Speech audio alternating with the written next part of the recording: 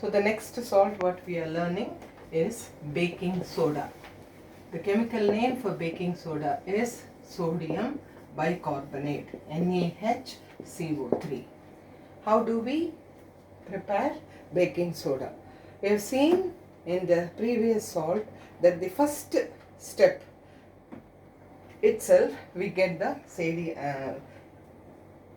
sodium bicarbonate. That is the way sodium bicarbonate is manufactured. So what are the reactants required? That is ammonia plus sodium chloride and water and carbon dioxide. With these four reactants you get sodium bicarbonate and ammonium chloride. This was the first step what we have seen for the preparation of the previous salt. The same way the sodium bicarbonate, its quality of becoming precipitate helps us to prepare the baking soda. It is slightly soluble in water, whereas ammonium chloride is dissolves in water very well. Using that nature, sodium bicarbonate is filtered and then it is dried. After that it is heated. You must remember that it is filtered, dried and heated to get the solid sodium bicarbonate. Now sodium bicarbonate is called as baking soda. The same baking soda is used to prepare another salt called baking powder. What is the difference between baking powder and baking soda? Baking soda is just NaHCO3, whereas baking powder is NaHCO3 plus mild organic acid. Maybe it is citric acid or tartaric acid. That is the difference between baking soda and baking powder. Now, where do we use baking soda? The very name tells you that it is used in baking pastries or the cakes and the bread. Now, how does baking soda help in baking bread and cakes? Sodium bicarbonate, when it is added to the ingredients of preparing bread or cakes, along with the ingredients it is heated. When it is heated, it decomposes into sodium carbonate and of course carbon dioxide is released. This carbon dioxide helps the bread to fluff up, to become more in its size, and it also becomes porous. It becomes fluffy and porous. So baking soda is used. Okay. Now when it becomes fluffy and porous, it also, as you know, the carbon dioxide helps for the bread to become fluffy and porous, but along with that you get sodium carbonate. Sodium carbonate is a base, and you know, so the base tastes bitter. So I told you baking powder. Okay, this baking powder, what does it contain? It contains, along with sodium bicarbonate, it contains citric acid or tartaric acid. So this acid, when it combines with the base, it will neutralize it. That is why baking powder helps us to make the bitter taste which is brought because of sodium carbonate into neutralize. It will neutralize the bitter taste, and so baking powder is used for baking various pastries, cakes and also bread. So the first use of baking soda is preparing baking powder.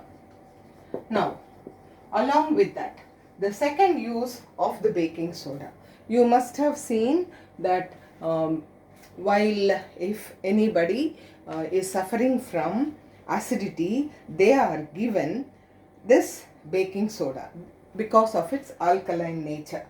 It neutralizes the excess acid which has been created because of a person eating either oily or spicy food. So it is used as antacid. Doctors suggest the baking soda for the patients, those who are suffering from um, acidity. Next one, it is also used in fire extinguishers. You must have learnt in your lower classes that baking soda is used in fire extinguishers. How is it made? In a small bottle, the solution of baking soda is taken. Along with that, to the inside the bottle, a small glass bottle with sulfuric acid is suspended. This is the fire extinguisher. We can even prepare the same and test at home also. Whenever there is a necessity to see that the fire has to be extinguished, immediately the nozzle is pushed. When it is done so, the bottle will break and sulfuric acid combines with the solution of baking soda and carbon dioxide is released. It comes out along with brisk effervescence and helps us to extinguish fire. So the nature of carbon dioxide is to put off fire. So these three are the uses of baking soda. So now we have seen the preparation of baking soda. The formula for baking soda is NaHCO3. This is first and very important key point. And then how does it help us to make baking powder too? What is the difference between baking soda and baking powder is again a very important 1 mark question. The difference between baking soda and baking powder is baking soda is just NaHCO3, but baking powder is along with that you have mild organic acid, especially tartaric acid. You get a little amount of tartaric acid is added to sodium bicarbonate. That gives you baking powder. So the next salt which is again very important is plaster of Paris. Now children, there is a very interesting reason why this particular salt is called as plaster of Paris. I want you to browse and find out why this particular salt is called as plaster of Paris. Why not anything else? Why is the name of the country added to this particular salt? Now chemically the plaster of Paris is nothing but CaSO4 dot half H2O. Half we call it as hemihydrate. Now where is this plaster of Paris prepared from? It is prepared from gypsum. Gypsum is nothing but calcium sulfate dihydrate. Now the same salt, what happens is it is heated in a kiln. After seeing the classwork notes, one of your classmates was asking me what is a kiln. Kiln is nothing but a big furnace into which it is normally used in for heating purpose. Now the gypsum is taken into a big kiln and it is heated to 373 degrees Kelvin or 100 degrees centigrade.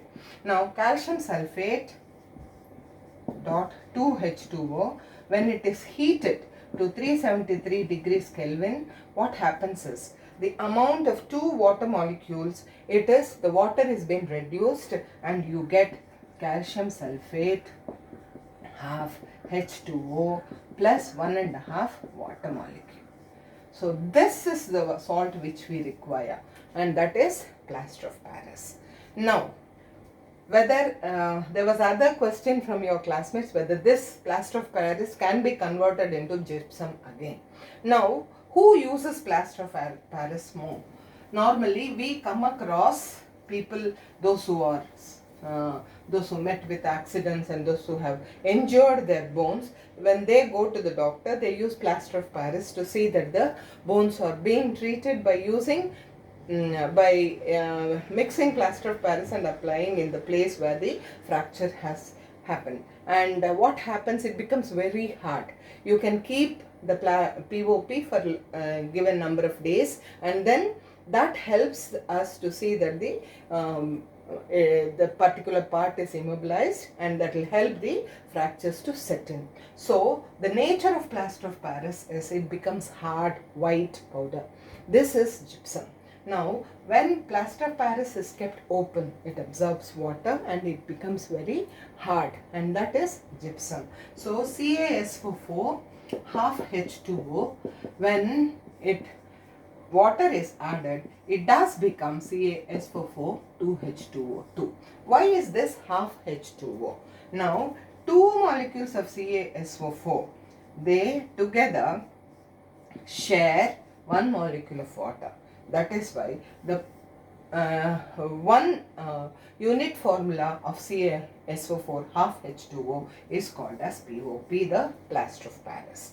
Now the uses of plaster of Paris. As I said, the first use is it's used by doctors to set the broken bones or the fractures. The second one, it is also used to make in the constructance industries.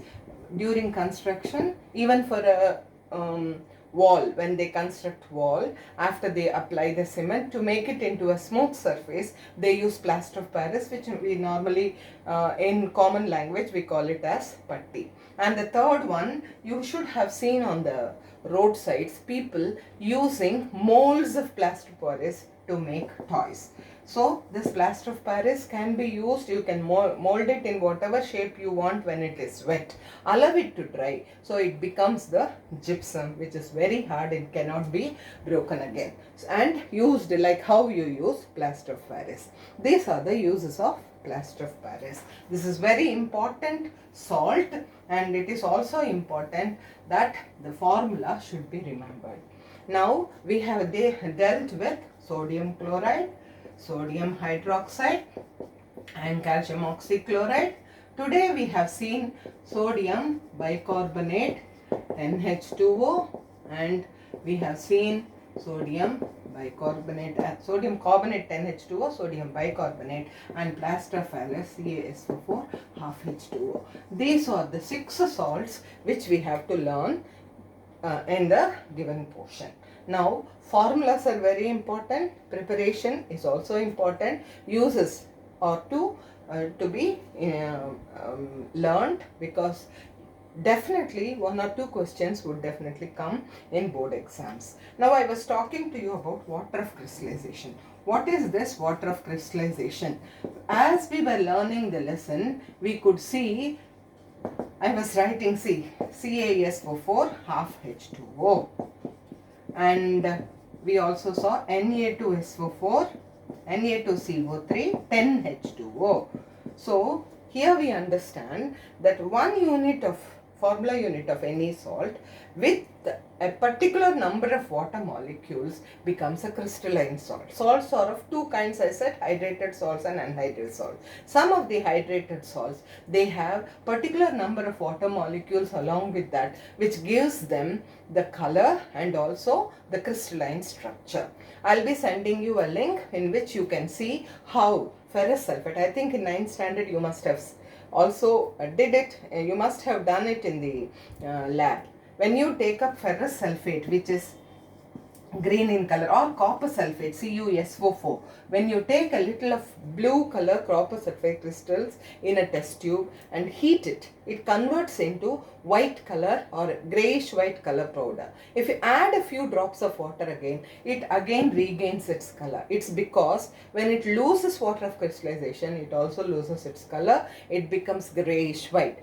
Then it can regain when water is added. So these salts, these hydrated salts, have particular number of water molecules along with that, which is called as water of crystallization. Water of crystallization is a 3-mark question, so you have to learn that too. So with this, we are completing the chapter 2, that is acid, base and salt. Along with the link, I'll be sending you just 5 questions, each question which holds 4 marks, that is 20 marks test. Tomorrow morning before 8:30 you have to complete the test, and I need to receive the answers to my WhatsApp number maximum before 9:30, not after that. So all those who can post your answers before 9:30 tomorrow morning will be given the marks, and you'll get back the marks again. Children, I do understand it's very difficult to take up the change, but still Thank you very much for your cooperation, and we too see a lot of interest from your side that you are taking up the marks, you are taking up the lessons, you are doing the homework. Let us continue for some time to manage this lockdown period, and after we come back to school, definitely your doubts will be cleared in person, and we will have a recap of all these lessons. Those who have got the textbooks, we go through the content. Those who have not, look at the classwork notebook. In the classwork, I have given you very important necessary points, all those which are not there in the textbook also. So using the classwork and the textbook, I am sure you will be able to do well. Thank you children, and all the best.